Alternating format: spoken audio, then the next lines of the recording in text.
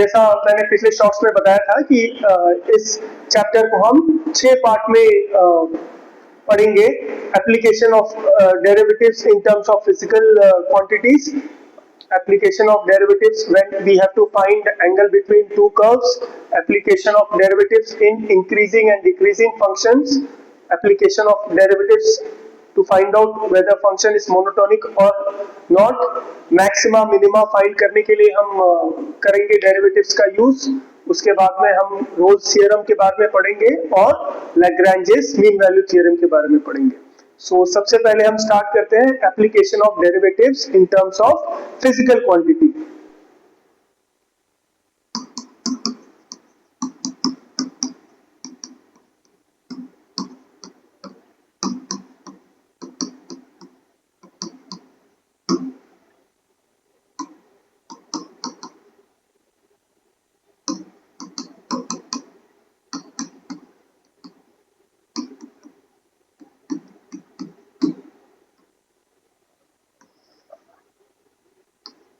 Application of derivatives with respect to physical quantities. अब हम देखते हैं डेरिवेटिव है क्या। डेरिवेटिव इज एक वेरिएबल दूसरे वेरिएबल के हिसाब से कैसे चेंज हो रहा है, उसको हम डेरिवेटिव बोलते हैं। जैसे हम dy by dx, अगर आपका ये y है, ये x है, y x के हिसाब से कैसे चेंज कर रहा है उसको हम डेरिवेटिव बोलते हैं। इस कर्व का for example dy by dx किस हिसाब से चेंज हो रहा है, और ये पॉइंट पे होता है एट पॉइंट P, अगर x ये है, y क्या है, dy by dx आपका क्या है, y x इंडिपेंडेंट वेरिएबल होता है, y डिपेंडेंट वेरिएबल होता है। इसका हम एप्लीकेशन अभी देखेंगे इन टर्म्स ऑफ फिजिकल क्वांटिटी। हम फिजिकल क्वांटिटी डिस्टेंस और टाइम में एग्जांपल लेते हैं। फॉर एग्जांपल जैसे सबसे इजी डिफरेंशिएशन डिस्टेंस और टाइम का क्या हो सकता है, वेलोसिटी।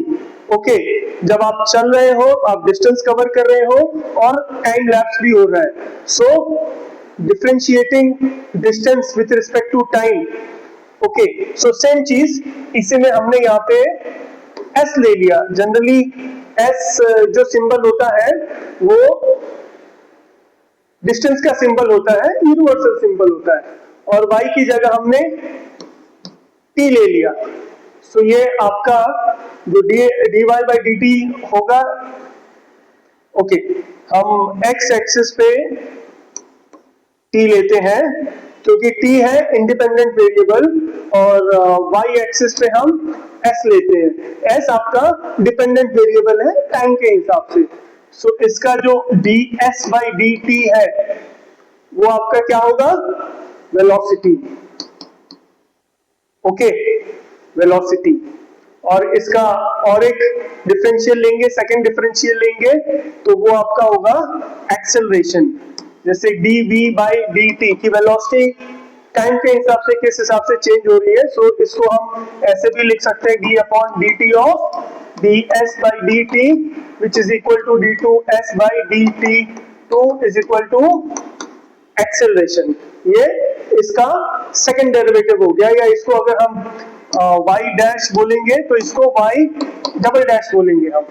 ठीक है, इस तरीके से हम करेंगे। एक हम छोटा सा एग्जांपल लेते हैं।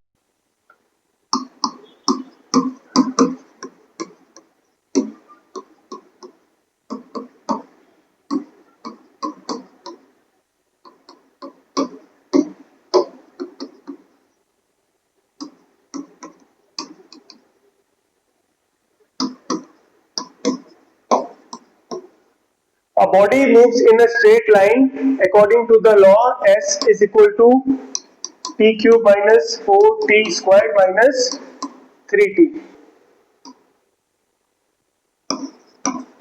What are the values of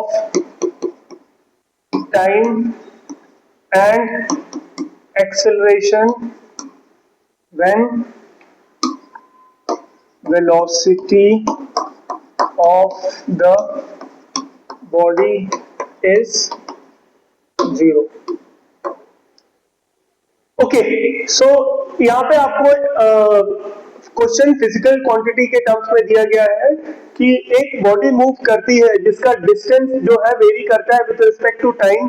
सो यहाँ पे इंडिपेंडेंट वेरिएबल टाइम है, उसको हम एक्स एक्सिस पे रखेंगे, और डिपेंडेंट वेरिएबल आपका डिस्टेंस है.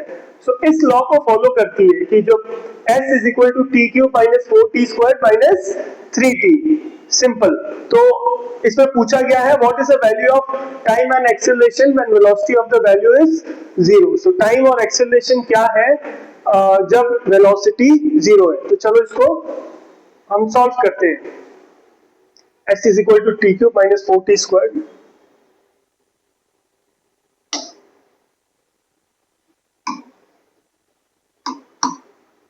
s is equal to t cube minus 4t squared minus 3t minus 3t. Acceleration is equal to or time is equal to at velocity is equal to 0. So ये दिया हुआ है, ये हमको पता करना है. ओके, सो जैसा मैंने आपको बताया था, इसका हम पहले समझाने के लिए मैं आपको बता देता हूं. Time is independent variable and distance या s is dependent variable. So time को हम x एक्सिस पे रखते हैं और डिस्टेंस को हम y एक्सिस पे रखते हैं. सो पहले मैंने बताया था वेलोसिटी क्या होता है. At velocity v is equal to 0 हमको पता करना है कि डिस्टेंस क्या है और एक्सेलरेशन क्या है. सो इसको हम s is equal to T cube minus 4t square minus 3t को डिफरेंशिएट करते हैं. So differentiating with respect to time. So ds by dt is equal to d by dt t cube minus 4t squared minus 3t. So इसका आएगा 3t squared minus 8t minus 3. ds by dt is equal to v. और बोला गया है at v is equal to 0. तो हम उसमें डाल देते हैं 3t squared minus 8t minus 3 equal to 0. ये है क्वाड्रेटिक इक्वेशन, मीन्स इक्वेशन है ऑर्डर 2 का quadratic equation in variable t. सो इसको हम सॉल्व करते हैं. इसको हम लिख सकते हैं 3t squared minus 9t plus t minus 3 equal to 0. So 3t t minus 3 plus t minus 3 equal to 0. So 3t plus 1 t minus 3 equal to 0. So t is equal to minus 1 by 3 or t is equal to 3. So time cannot be negative, so minus 1 by 3 not possible. t is equal to 3 possible है जब time 3 है. तो इसका हमको ये पता चल गया कि t is equal to 3. अभी एक्सेलरेशन क्या है? सो इसमें हम डाल देते हैं t. इसका फर्स्ट डिफरेंशियल है ds by dt 3t square. अब सेकंड डिफरेंशियल लेंगे d2s by dt2 is equal to 6t minus 8. Second differential लेंगे तो इसका आएगा d2s by dt2 6t minus 8. So second differential at t is equal to 3. So at t is equal to 3 इसमें value डाल दी 6 into 3 minus 8. So 18 minus 8 is equal to 10. और इसकी metre पर second square acceleration की value होती है. सो हमको acceleration 10 metre पर सेकेंड आया. सो ये आपका एग्जांपल है कि किस तरीके से हम डेरिवेटिव का यूज कर सकते हैं फिजिकल क्वांटिटी का डिफरेंशिएशन करने में. कर्व्स. सो अगर आपके दो कर्व दिए हुए हैं, ठीक है, इसके बीच में आपको एंगल पता करना है. ये हो गया आपका x एक्सिस, ये हो गया आपका y एक्सिस. इसको हम for example x square plus Y plus 2 is equal to 0, X square plus 3y minus 3 is equal to 0। दो हमने इसको कर्व ले लिए हैं, सो इन दोनों के बीच का एंगल हमको पता करना है। सो किस तरीके से हम पता करेंगे इसका एंगल? पहले तो किस पॉइंट पे ये इंटरसेक्ट करता है, जिस पॉइंट पे इंटरसेक्ट करता है उस पॉइंट पे इसके जो टेंजेंट होते हैं उसके बीच का जो एंगल होता है वो होता है आपका angle between the two curves. For example यही दो एग्जांपल लेते हैं। सो इसके बीच में एंगल tan थीटा है which is equal to m1 minus m2 upon 1 plus m1 m2 absolute value. Okay, so अगर थीटा इसके बीच का एंगल है, इन दोनों के बीच का मैंने एंगल अगर थीटा लिया, सो tan थीटा जो होता है वो m1 minus m2 upon 1 plus m1 m2, where m1 is the slope of curve 1, इसको हमने m1 लिया तो इसको m1 इसका आ गया, इसका m2 आ गया। सो m1 कर्व 1 का स्लोप है, m2 आपका कर्व 2 का स्लोप है। सो जो हम tan थीटा इसका करेंगे, सो m1 minus m2 upon 1 plus m1 m2। इस पार्ट में हम इंक्रीजिंग और डिक्रीजिंग फंक्शन करेंगे और साथ में मोनोटोनिक फंक्शन भी मैं आपको बताऊंगा। फंक्शन इंक्रीज कब होता है, डिक्रीज कब होता है, यहाँ पे हम देखते हैं। कोई भी एक फंक्शन है वो अगर देखेंगे इंक्रीज हो रहा है या डिक्रीज हो रहा है तो उसका जो टेंजेंट है वो इंक्रीज हो रहा है। फंक्शन इंक्रीज का मतलब उसका टेंजेंट की हम स्टडी करेंगे, टेंजेंट को इवेल्युएट करेंगे। So if f dash of x is greater than 0 then function is increasing, या इसका dy by dx अगर ग्रेटर देन 0 है तो आपका फंक्शन इंक्रीज कर रहा है, जैसा आपको इसमें दिख रहा है। और एक एग्जांपल लेते हैं, जब dy by dx is less than 0, तो यहाँ पे हम देख रहे हैं कि यहाँ पे ये m1 हो गया, ये m2 हो गया, ये 0 से ज्यादा है। इसको यहाँ पे लेंगे, इसका पैरेलल या इसका पैरेलल, सो ये इंक्रीज हो रहा है। Okay, function is increasing. अब देखते हैं dy by dx is less than 0। Less than 0 के लिए क्या होगा, ये फंक्शन का आपका जो tan थीटा है ये नेगेटिव में आएगा।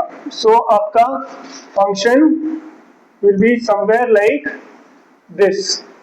ओके, डिक्रीजिंग फंक्शन, इसकी जो y की वैल्यू है ये dy by dx is less than 0।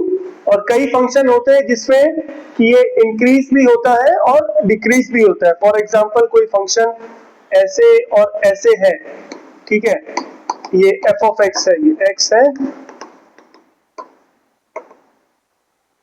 सो ये इंक्रीजिंग और डिक्रीजिंग दोनों हो रहा है। इस इंटरवल में ये इंक्रीज हो रहा है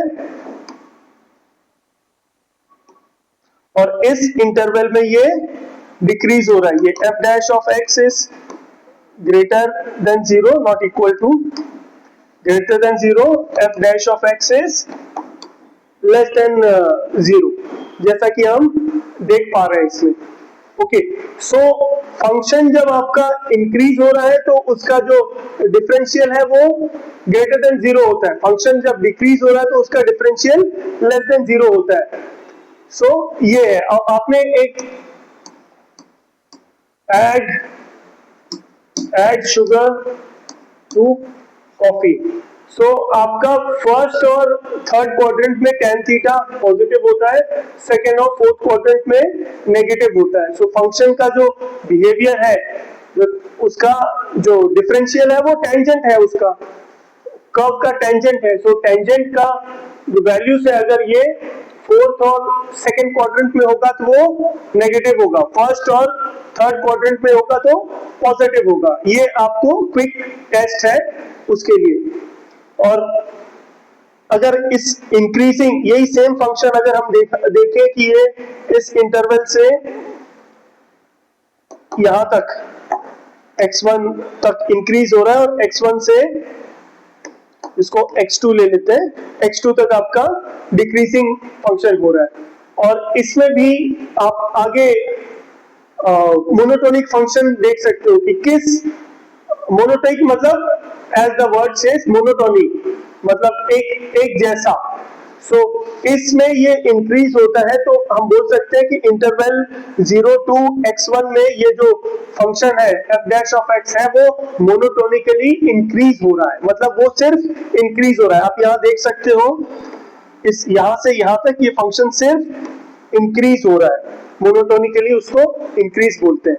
और यहाँ से यहाँ तक x1 से x2 तक ये डिक्रीज हो रहा है फंक्शन, तो इसको हम बोल सकते हैं कि इस इंटरवल में x1 से x2 के इंटरवल में ये मोनोटोनिकली डिक्रीज हो रहा है और 0 से x1 के इंटरवल में ये मोनोटोनिकली इंक्रीज हो रहा है, मतलब एक जैसा ही बर्ताव कर रहा है, बिहेवियर कर रहा है। सो उसको मोनोटोनिक बोलते हैं। मोनोटोनिक इंटरवल में होता है, कुछ इंटरवल में ही वो मोनोटोनिक बिहेव करते हैं। तो आपका क्वेश्चन आ सकता है, जैसे हम लेंगे अभी एक एग्जांपल जिसमें हम इंक्रीजिंग एक फंक्शन आएगा जिसको इंक्रीज कब हो रहा है वो देखेंगे, डिक्रीज कब हो रहा है वो देखेंगे और कहाँ मोनोटोनिक बिहेव कर रहा है हम वो देखेंगे। Okay, f of x is equal to sine of x plus cos of x, और इसका इंटरवल हम को रेफरेंस का जो बताया है 0 to π/2। सो जो f ऑफ x है वो या y है वो sin x plus cos x, so y is equal to sin of x plus cos of x। So वो अभी हमको पता करना है, क्वेश्चन क्या है, question is increasing interval strictly, decreasing interval strictly और monotonically increasing and decreasing. Okay, so ये हमको तीन चीजें इसकी पता करनी है। सो सबसे पहले हम लेते हैं एफ ऑफ एक्स, फंक्शन को देखते हैं।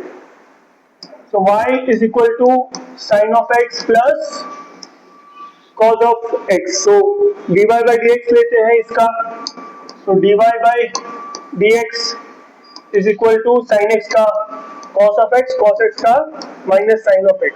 सो क्रिटिकल पॉइंट क्या है, f of x for increasing function f dash of x should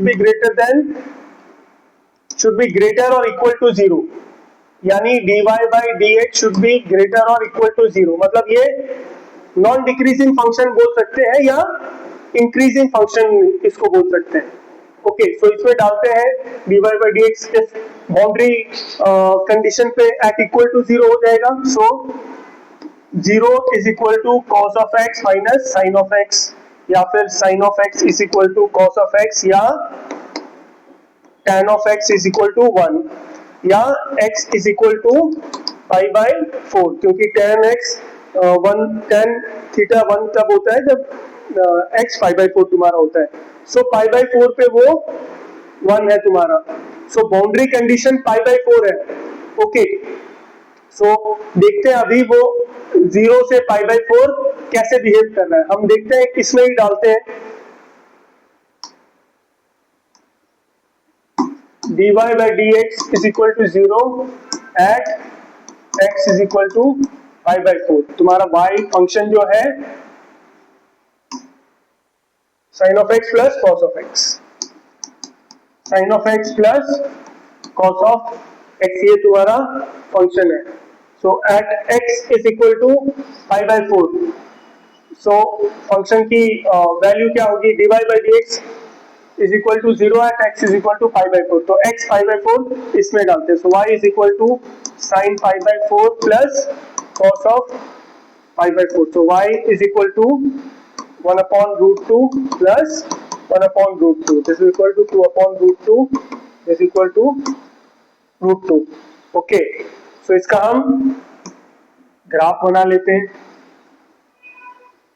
so y is equal to root 2 at x is equal to π/4, हमको इंटरवल क्या दिया है, हमको इंटरवल दिया है 0 to π/2 का इंटरवल दिया है। सो पाई बाय 4 पे ये at x is equal to pi by 4 dy by dx is equal to 0, ये हमने पता किया है। at x is equal to 0 f of x की वैल्यू देखते हैं, so y is equal to sin of 0 plus cos of 0 is equal to 0 plus 1, so y is equal to 1। so यहाँ पे हम ले लेते हैं आपका x एक्सिस पे आपका theta 0 pi by 4 pi by 2 और एक एक्सिस पे number 0 1 2। Okay, so sine of x इसको हम ड्रॉ करते हैं। दूसरा at y is equal to at x is equal to 0 at x is equal to pi by 2। So sine of function की value क्या होगी, y is equal to sine of pi by 2 plus cos of pi by 2 is equal to 1 plus 0 again equal to 1। so 1 पे दो बार ये आ रहा है और pi by 4 पे इसकी वैल्यू कितनी है, √2। √2 is 1.414, approximately 1.414 √2 होता है। so somewhere here, तो ये फंक्शन इस तरीके से आपका बिहेव करेगा, ठीक है। यहाँ पे आपका 0 डिग्री हो गया, पाई बाय 4 पे आपका जो y की वैल्यू है 1.414 आएगी, फिर यहाँ पाई बाय 2 पे इसकी वैल्यू 1 आएगी। सो ये फंक्शन इस तरीके से बिहेव कर रहा है। और अभी हमको जो इंटरवल है, क्रिटिकल इंटरवल जिसमें हमको इसका एग्जामिन करना है, वो है 0 to पाई बाय 2। जो क्वेश्चन में हमको दिया गया है कि 0 to पाई बाय 2 में इसका आप बिहेवियर डिस्कस करो। सो यहाँ पे हम देख रहे हैं 0 to पाई बाय 2 को हम दो इंटरवल में, 0 to पाई बाय 2 को हम दो इंटरवल में बांट सकते हैं इसके हिसाब से, 0 to पाई बाय 4 और पाई बाय 4 to पाई बाय 2। इन दो इंटरवल में हम इसको बांट सकते हैं, क्योंकि पाई बाय 4 पे ये क्रिटिकल पॉइंट है इसका, कि यहाँ से ये आगे मैं आपको पढ़ाऊंगा पॉइंट ऑफ इन्फ्लेक्शन, जहां पे आपका या क्रिटिकल पॉइंट जहां पे आपका जो टर्न हो रहा है dy by dx 0 से हो रहा है, तो जहां कर्व टर्न हो रहा है, तो यहाँ पे ये टर्न हो रहा है। सो 0 to पाई बाय 4 में ये इंक्रीज हो रहा है।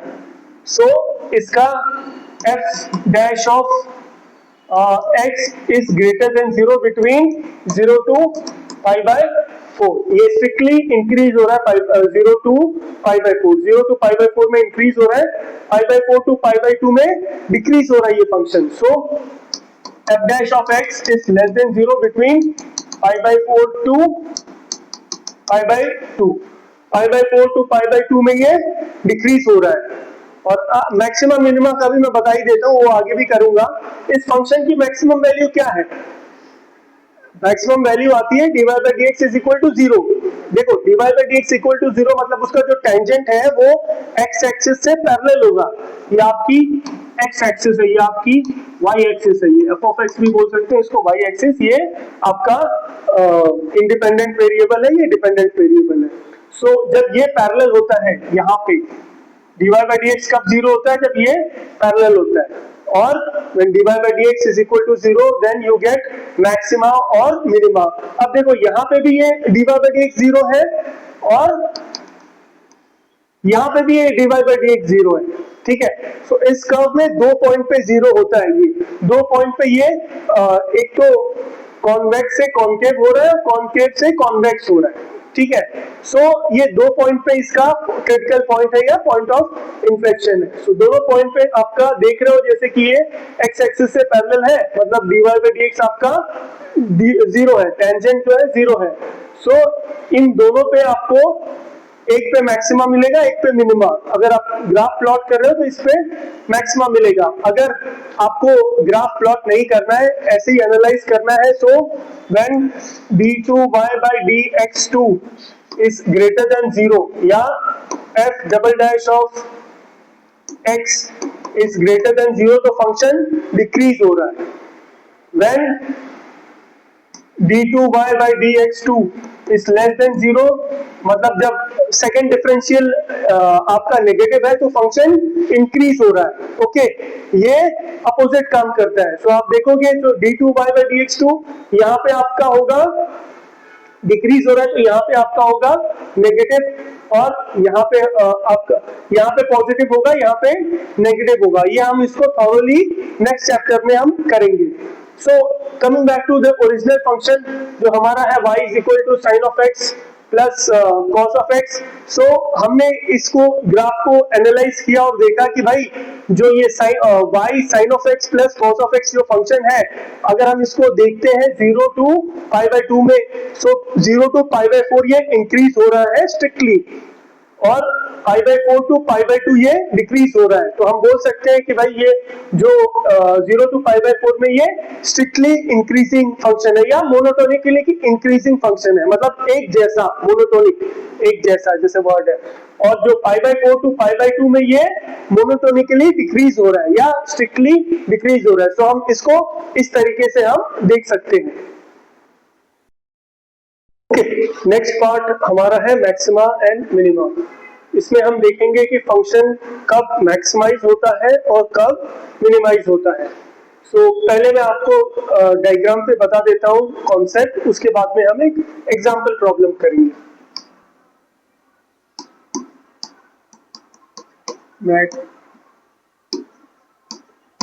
Maxima and minima.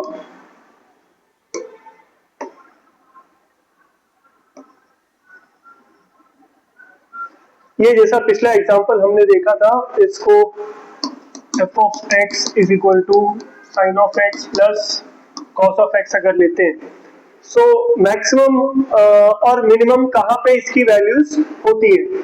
सो हमको पता है कि इसका जब टेंजेंट 0 होता है तो ये मैक्सिमम और मिनिमम वैल्यू होती है। आप ग्राफ में भी देख सकते हो कि यहाँ पे इसका जो टेंजेंट है टू दिस कर्व जहाँ 0 हो रहा है, और ऊपर में भी जब टेंजेंट इसका 0 हो रहा है तो इसकी ऊपर मैक्सिमम वैल्यू आ रही है, नीचे इस साइड में मिनिमम वैल्यू आ रही है। So f dash of x is equal to 0 at f of x max oblique min। Okay, maximum और मिनिमम में आपका फर्स्ट डेरिवेटिव या इसको dy by dx is equal to 0 at max oblique min। Maximum minimum में दोनों 0 होते हैं। Okay, ये एग्जांपल हमने देखा ही था पिछले बार में कि किस हिसाब से होता है। जैसे यही था sin x plus cos x। सो आपका ऊपर जब 0 हो रहा है देन ये √2 वैल्यू एज्यूम कर रहा है, नीचे 0 हो रहा है तो ये 1 वैल्यू एज्यूम कर रहा है जब फंक्शन आपका sin x plus cos of x है। ओके, सो इसका जो फिर से मैं आपको रिफ्रेश और रिपीट कर देता हूँ, एक और हम एग्जांपल इसका और भी लेंगे। सो इसी फंक्शन में आपका ये x है और ये आपका y f ऑफ x जो बोला जाता है। तो f ऑफ x जो डिपेंडेंट वेरिएबल है वो आपका x पे डिपेंड करता है, इसका sin of x plus cos of x। f dash of x is equal to cos of x minus sin of x। f dash of x is equal to 0 at max oblique min। so 0 is equal to cos of x minus sin of x। so sin of x is equal to cos of x और tan of x is equal to 1, x is equal to π/4। ये हमने देखा था पहले, x is equal to π/4। so ये 0 degree अगर है तो ये आपका π/4 आ जाएगा। ओके, π/4 पे दो वैल्यूज आपकी आएगी, ये भी आएगी और ये भी आएगा। ठीक है, ये एंगल इसका π/4 है, 0 to π/2 है, ये π/2 to π है, यहाँ पे π/2 और ये π है। सो जैसा हम देखते हैं क्वाड्रेंट में, ये आपका जो tan थीटा है, tan थीटा किस किस में पॉजिटिव होगा, tan थीटा फर्स्ट क्वाड्रेंट में पॉजिटिव होगा और थर्ड क्वाड्रेंट में आपका पॉजिटिव होगा। सो यही है, फर्स्ट क्वाड्रेंट में पाई बाय 4 है, थर्ड क्वाड्रेंट में पाई बाय 2 प्लस पाई बाय 4 या पाई माइनस आपका पाई बाय 4 होगा। 0 pi by 4 pi by 2 pi by 2 plus pi by 4। सो इसकी वैल्यू होगी पाई by 2 plus pi by 4 which will be equal to 4 2 plus 1 pi is equal to 3 pi by 4। ठीक है, सो ये maxima minima दो में assume करता है, एक पाई बाय 4 पे और 3 पाई बाय 4 पे। ओके, सो हम देखेंगे कि इसको वैल्यू डाल के देख सकते हैं या आप चेक कर सकते हो मैक्सिमा मिनिमा जब आपका f double dash of x is less than 0 जब आता है। तो हम इसको करते हैं नेक्स्ट पेज पे क्लियरली। सो हमारा f dash of x is equal to आया था cos x minus sin x, cos of x minus sin of x। So f double dash of x अगर हम लेंगे तो cos का माइनस sin of x और sin का cos of x। So this equal to minus of sin of x plus cos of x। So f double dash of 0 जहां negative आ रहा है वहां पे इसकी मैक्सिमम वैल्यू होगी। सो दो अपनी वैल्यू आई है, x is equal to pi by 4 comma 3 pi by 4। Okay, एक वैल्यू पाई बाय 4 आई है, एक 3 पाई बाय 4। आप ग्राफ में देख सकते हो यहाँ पे एक पाई बाय 4 आई है when tan theta is equal to 0 या tan x is equal to 0 या ये लाइन पैरेलल है, और सेकेंडली 3 पाई बाय 4 वैल्यू आई है।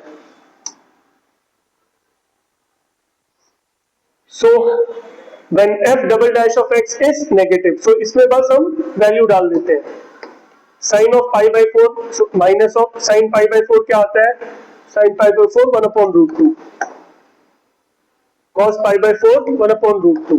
So this is equal to 2 upon root 2 which is nothing but root 2 minus root 2। So ये negative आ रहा है, so we can say pi by 4 पे ये मैक्सिमम वैल्यू एज्यूम करता है। और अगर सिमिलरली इसको हम लेते हैं f double dash of x when x is equal to 3 pi by 4। So sin of 3 pi by 4 f double dash of x हमारा minus sine of x plus cos of x है, तो minus 3 sine pi by 4 plus cos of 3 pi by 4। Okay, so जो sine 3 pi by 4 की value है आपकी, that will be negative 1 upon root 2। cos 3 pi by 4 की है वो negative 1 upon root 2 है, ठीक है, plus negative 1 upon root 2। So ये आएगा negative of minus of 2 upon root 2 which is equal to negative of minus root 2 which is root 2। So f double dash of x is greater than 0, therefore f of x is minimum at x is equal to 3 pi by 4।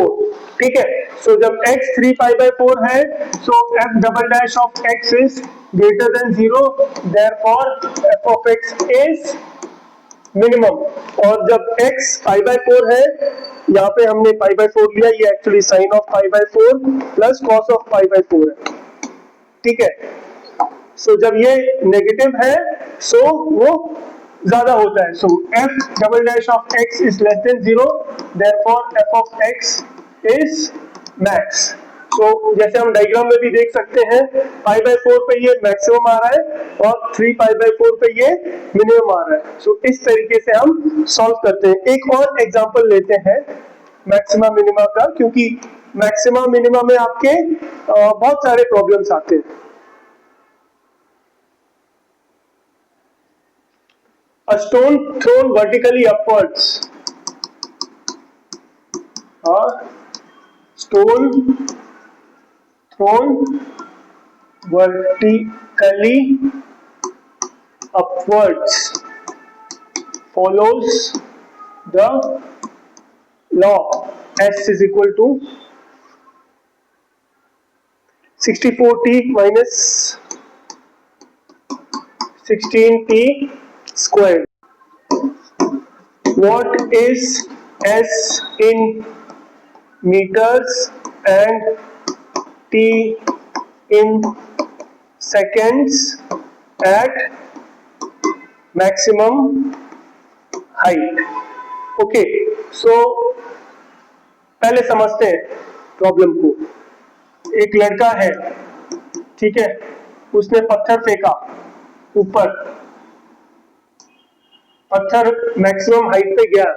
So maximum height पे आपका T क्या है, कितने देर में maximum height पे पहुंच रहा है, और इस मैक्सिमम हाइट पे आपका कितने सेकंड में पहुंच रहा है, टी क्या है और एच क्या है या एस क्या है। एस डिस्टेंस को बोला जाता है।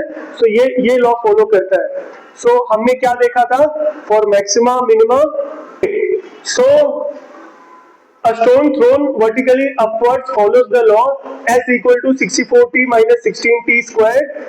What is S in meters, the distance in meters, and t in seconds at maximum height? मतलब एक बच्चे ने या लड़के ने ऊपर पत्थर फेंका, सो वो मैक्सिमम हाइट पे कितने टाइम में पहुंचता है और कितना इसकी मैक्सिमम हाइट है।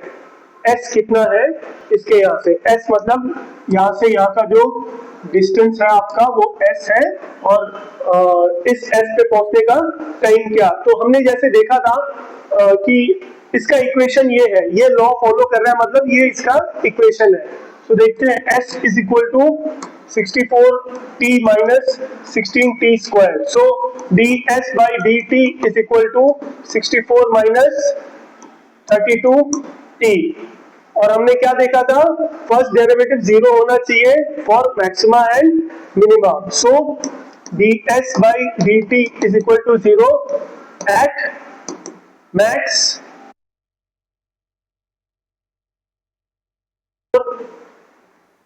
माइनस 32t, या 32t इज इक्वल टू 64 या t is equal to 2। So time आपका आ गया 2 सेकेंड्स, 2 सेकेंड्स में। और देखते हैं टाइम को फिर आप किस में डालोगे, टाइम बिकॉज ये लॉ फॉलो कर रहा है। सो इसमें आप डाल दो। सो डिस्टेंस कितना है, s is equal to 64 into 2 minus 16 into 2 square, this equal to 128 minus 16 into 4, 128 minus 64 is equal to 64 metre. So 64 metre इसकी मैक्सिमम हाइट आ गई, और 2 सेकेंड में ये मैक्सिमम हाइट रीच कर रहा है। सो ये आपका मैक्सिमा मिनिमा का प्रॉब्लम है।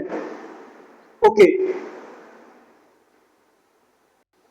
रॉल्स थ्योरम और लैग्रेंजियस मीन वैल्यू थ्योरम हम एक साथ पढ़ेंगे, क्योंकि जनरली दोनों सेम है other than one critical difference. So मैं दोनों को लिख देता हूं यहां पे। Rolle's theorem, Lagrange's mean value theorem. ठीक है, तीनों में सेम कंडीशन है आपकी। एक तो f of x should be continuous in the interval. So f of x continuous होना चाहिए, उसमें कोई ब्रेक नहीं होना चाहिए, उसके हर पॉइंट पे लिमिट एग्जिस्ट करनी चाहिए। ठीक है, सेकेंड है f of x जो है function should be differentiable in the interval. तो f of x जो है वो सेकेंड कंडीशन है कि डिफरेंशिएबल होना चाहिए। ठीक है, इसमें भी आपका लैग्रेंजियस मीन वैल्यू थ्योरम में भी सेम है। फर्स्ट जो है f of x should B continuous in the interval. ठीक है, ये इंटरवल a to b है, यदि इंटरवल a to b है। सेकेंड है f of x should be differentiable in the interval a to b में ये डिफरेंशिएबल भी साथ में होना चाहिए. सो ये थर्ड पॉइंट क्या बोलता है देन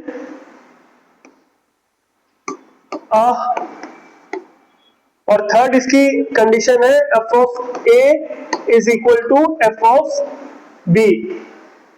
ओके, सो ग्राफ बना लेते हैं इसका. ये एक इस तरीके का है, ये पॉइंट आपका A है, ये पॉइंट आपका B है. ठीक है, सो ये पॉइंट आपका C है. सो यहां पे हमको दिख रहा है f of A is equal to f of B. आपका f of A जो है यहाँ पे है, f of B ये यहाँ पे है, ये f of A है. सो यहाँ पे हम देख सकते हैं f of A is equal to f of B. Then exist point C where f dash of C equal to 0. So आपका रोल्स थ्योरम ये बोलता है कि भाई एक फंक्शन है a के बीच में जो कंटिन्यूअस है, a के बीच में डिफरेंशिएबल है, a के बीच में, सो एक पॉइंट C एग्जिस्ट करता है जहां पे जो आपका एक point f dash of C है, f dash of C equal to 0. Okay, देखो सीधी सी बात है, इन दोनों के बीच में जहां पे एक पॉइंट एग्जिस्ट करेगा जहां इसका टेंजेंट आपका 0 होगा या tan थीटा 0 होगा, ये अपने को दिख रहा है. सो ऐसे पॉइंट जहां पे f of a equal to f of b वो कंटिन्यूअस फंक्शन है, डिफरेंशिएबल फंक्शन है, तो जाहिर है कि उसके बीच में दोनों के बीच में एक पॉइंट c एग्जिस्ट करेगा जिसका f डैश ऑफ c जिसका डेरिवेटिव उस पॉइंट पे 0 है. यही बोलता है आपका रोल्स थ्योरम. और लैग्रेंजेस मीन वैल्यू थ्योरम में सब कुछ सेम है कि भाई f of x should B continuous, एक कंटिन्यूअस होना चाहिए a और b इंटरवल में, डिफरेंशिएबल भी होना चाहिए. बट थर्ड इसका है f of a should not be equal to f of b. Okay, so f of a should not be equal to f of b. तो यहां पे आपका एक समझ लो ये ऐसा वाला है. ठीक है, इसका इस साइड वाला हाफ ले लो, ये हो गया आपका A, ये हो गया आपका B. सो ये क्या बोलता है कि there exist a point C. So basically इसका ये डेरिवेटिव का है. So f dash of C is equal to f of B minus f of A upon B minus A. ये बोलता है, ये क्लासिकल हमने, अगर आपने देखा होगा मैं पहले वीडियो पे हमने डिस्कस किया था लिमिट्स में ही. सो ये लिमिट की डेफिनेशन है. जब इसका आप टेंजेंट करोगे इस लाइन का स्लोप क्या है, सो इसको पॉइंट A बोल देते हैं, इसको पॉइंट B बोल देते हैं. Slope of AB next page में मैं कर लेता हूं सो दैट आपको इजी हो. लैग्रेंजेस मीन वैल्यू थ्योरम, इसका हमने किया था. ये पॉइंट आपका ये A है, पॉइंट B, इसको हमने B रखा. ठीक है, और यहाँ पे बोला था f dash of C is equal to f of B minus f of A upon B minus A. So अभी देखते हैं, तो इसके बीच में एक C पॉइंट आता है जहां पे f dash of C B minus A आएगा. तो सबसे पहले देखते हैं इस लाइन का स्लोप क्या है. Slope of line AB, slope of AB, slope of line AB क्या होगा, इसका आपका स्लोप होगा dy बाय dx और इसका y axis upon x, y2 minus y1 upon x2 minus x1. y2 क्या है, यहाँ पे है आपका f ऑफ b, यहाँ पे y1 क्या है f of a. Therefore f of b minus f of a, ये इसका y हो गया, ऑर्डिनेट हो गया। एब्सिसा देखते हैं अभी, इसका आएगा b माइनस ए। ओके, ये इसका स्लोप हो गया, ठीक है, dy बाई डी एक्स।